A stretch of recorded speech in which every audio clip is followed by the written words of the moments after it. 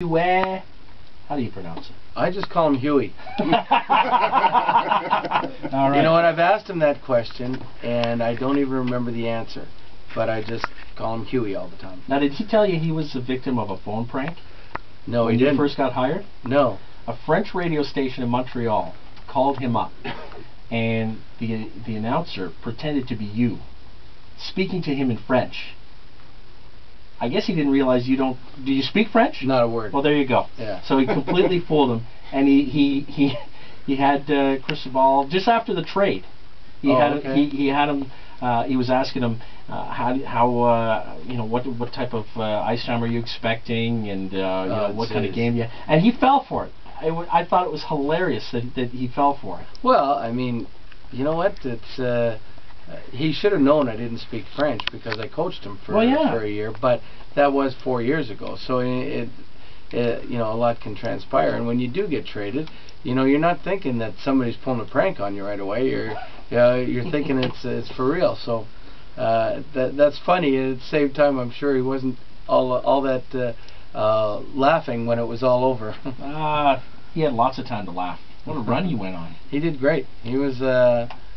You know what? When he started playing, we were going Ole, Chris, and then for 10 games in a row, and then Ole lost the 10th game, and then Chris went in on the 11th game, and I said, okay, go one more, and they didn't lose, and I said, oh, let's just keep going with the hot hand, and he won the last 7 games, so that's what transpired why he was starting in the playoffs. Hey Bruce, sorry Dan, speaking of levity, who in your dressing room provides the tension break? Who provides the comedic relief? Who makes it light in that dressing room? I think there's a lot of guys, but Matt Bradley's probably the #1 guy in the room that is the one either pulling jokes. Him and Brooks Lake, Mike Green, they're all so young. Yeah. That they all get along so well. I mean, they gather and they do their funny stuff. I wanted to ask you about Brooks Lake actually.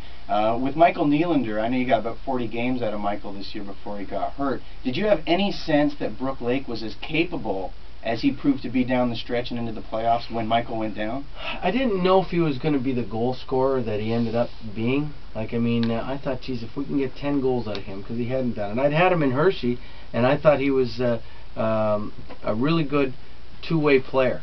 And works hard, good penalty killer, big, strong, but he never seemed to have the scoring touch. And then, excuse me, and then he started, he wanted to, and he was continually thinking, I can contribute more. I can contribute more, is what he'd tell me in meetings. And